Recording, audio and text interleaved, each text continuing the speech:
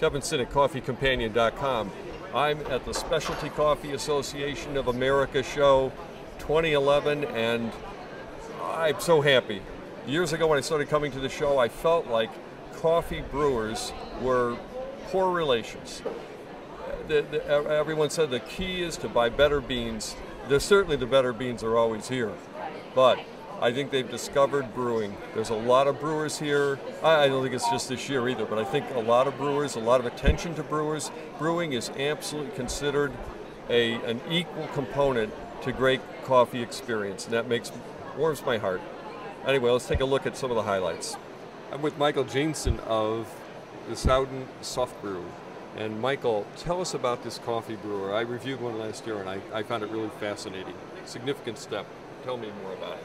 It is fascinating. You know, the wow factor has been a key word for this show, with this stainless steel microfilter with more than 500,000 holes in it for the 8-cup version. So the filter, just place it in the porcelain jug.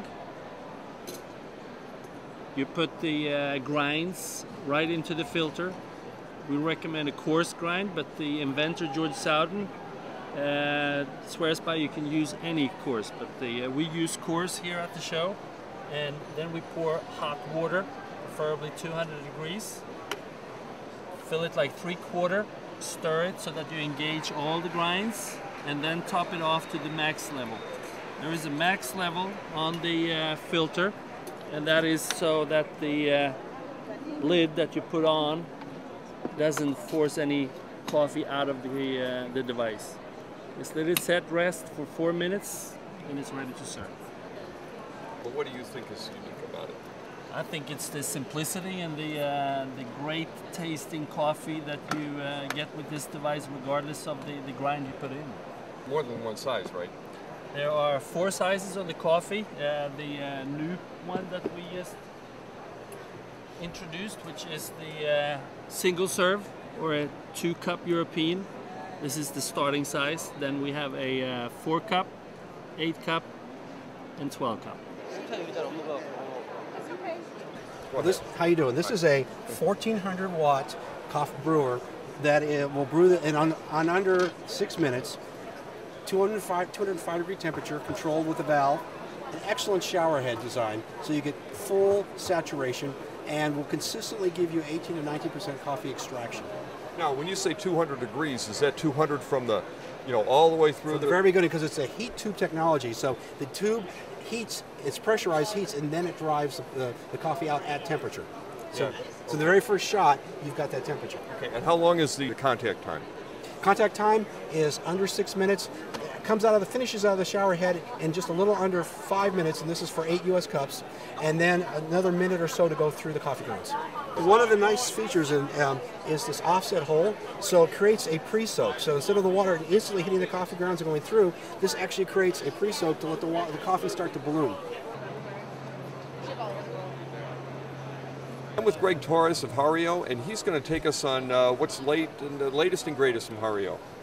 Yeah, right here at the SCAA this year, we're showing the upcoming line of Hario. We're releasing in the next 6 months these particular single cup dripper stands, more for a home style, because you have the people making the 2, the 4, the 6, but nobody's really focusing on making a great one for the house. And that's probably a lot of where retail is going. It's evolving into the retail area. And these stands are made of olive wood, stainless steel, and the real elegance here in this one, that is basically reaching that market. But even looking at it, Hario is looking into how the Americans are looking into the coffee. So they're dealing with things like here we have the dripper stand with the drain on it. Okay.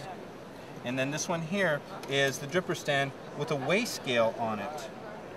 Why would they put a scale on a coffee scale? A lot of times people are very precise in the way they're making their coffee, and what they do is they weigh it out on the volume to be able to determine when they've reached the peak of the coffee at a certain volume weight, and then once they hit that on the scale, that's when they separate and they begin their enjoyment of their coffee. Down here, this is Hario's version of the Chemex. goes with the Hario cones that go in here. And these sleeves are removable, and they come in different colors so that you can have the color you want on that particular Chemex sleeve. It also comes over here with a wood neck, very traditional as well. But at the same time, they have a new release of this double-walled French press. The double wall on the French press actually keeps the coffee longer, hotter longer on there. So that's why they have the double wall on there. Plus, you bring that to a table, it's going to be fantastic. I've been coming to the show for 15 years, and my observation is this is the year of brewing. I mean, people are discovering how important brewing is to the process. What's your insight on that? I think last year at the SCAA, when they introduced single cup brewing at the symposium, was the real introduction to the single cup brewing, especially after the Clover. You know, when the Clover came out, everybody thought, oh, wow, single cup brewing, but wow, $11,000? It's a little harsh. But last year when it came out, it just kind of evolved and exploded. But now it's actually available on the market across the country to where it's readily available, and it's just taking off. Like you said, a single cup brew can really make a difference, not only in taste and flavor, but in bottom line as well, because you're not throwing away any coffee because you have it sitting on the burner. You know, it has a great show in how you put it out, and people don't pay like a regular cup of coffee price. You pay where you're paying for a latte or espresso, because this is a handcrafted cup of coffee, and it's just romanced, and it just creates a great experience. This is Mr. Watabe. He's the designer. Hi, Mr. Watabe. Hi. Nice to meet you. This is from Japan. Yes. It's your design. Yeah. Fantastic.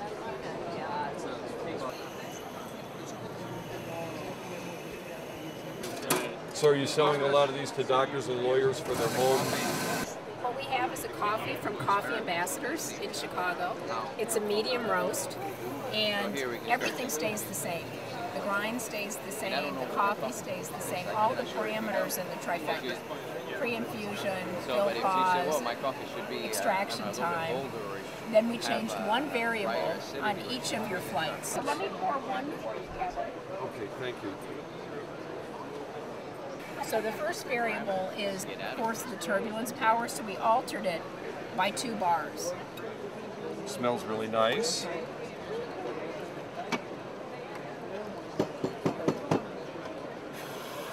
Oh, wow. Okay, this is my second flight. Then the third one actually takes that mixing action and it puts one more cycle in. Thank you. You know what? Here's the thing. I'm not sure that it's better than the last one. It is different, though. And with that body, you're also being able to get different nuances out of the coffee. You know, sometimes you want to pull back the body so that you can grab other parts that it might be masking. But these ties are about the recipe line. This reflects one recipe. So each barista kind of gets the way that they brew becomes their signature. Whether they like to use a lot of pre-infusion, whether they like to use a lot of fill pause, whether they're known for always adding another cycle and that gets their coffee. Some folks brew that way, others take each coffee and then really decipher it, pulling these different levers until they get the nuances they want out of it. Well, I'm walking through the coffee show, especially coffee show here in Houston, and I came upon this coffee roaster that has a locomotive theme, and I thought of my favorite client, Hoy and Farina. And I said, you know, I got to buy one of these for them. $12,000. Well, I'm Steve Dawson. I have the best job in the world, probably, which is I'm CEO of Walker Shortbread here in the US. And Walker's, for those people who don't know, we make the best butter cookies in the world. We are a family company, founded in 1898 in Aberlour, which is deep in the heart of the Scottish Highlands, which is whiskey country. And we do one thing really well, which is butter cookies. This is the best-selling cookie. We export 70 markets. This is the classic finger, about 30% butter, pure creamery butter, fresh, never frozen, flour, butter, sugar, salt. It's as simple as that. cups, an item that you'll very often see in coffee stores. That's a Highlander. That's unique to us. We actually hand roll this. This is a long, long cylinder of dough. We hand roll it in brown sugar. We chill it down and then slice it and bake it. That's the official royal wedding tin for the happy couple. Thanks. I'm with Marilyn Mitsuba of Zojirushi. Did I say that right? Yes. I have a hard time. Everyone in my part of Chicago has a hard time with fancy words like that. It's a long name. Tell us what's new, because obviously the Zojirushi name is already well known to the Coffee Companion audience, but tell me what's coming up this year. Great. We actually have this new mug that's coming out. It's coming in a 12-ounce and a 16-ounce size. It has vacuum insulation. We're known for our vacuum insulation technology. It'll stay hot or cold for a very long time. It's a mug-type bottle, so you can drink directly out of it. Just push it and then drink. So you're saying I could put my coffee in here, take it in my car, get to work, and I can still drink it for probably an hour or more and have nice hot coffee. I would say 6 hours. 6 hours? Yep. Wow, I don't even like to stay at work 6 hours. Neither do I. Yeah, I know. Uh-oh. My name is Joan Pesenti. I work for Filico Risechini. We are an Italian roasting company based in Bologna. The company was founded in 1919. And we currently have Laboratorio del Café in Bologna, and we are now starting in the US.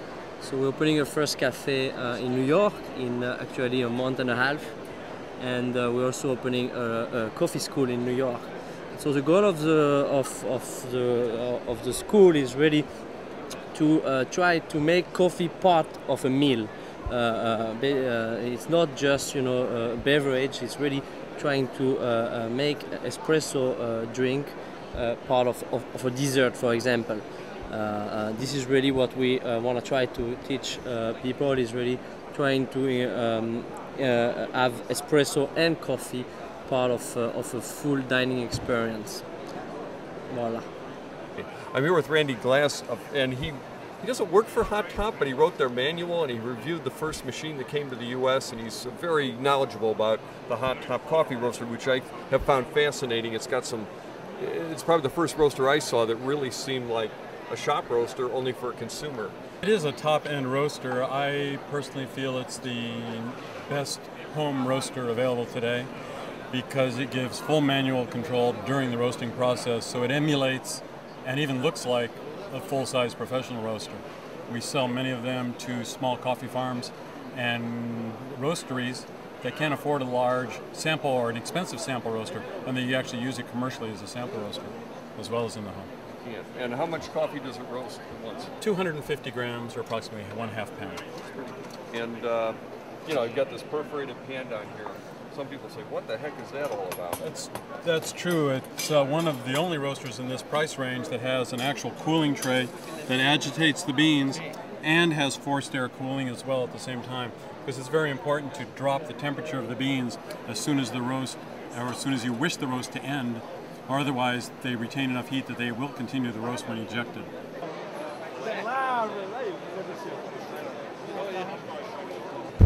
Everywhere you look at the show now, people are cupping. And I mean on the show floor. There's cupping, there's micro roasting, there's single cup brewing. All great signs. Attention to every step in the process.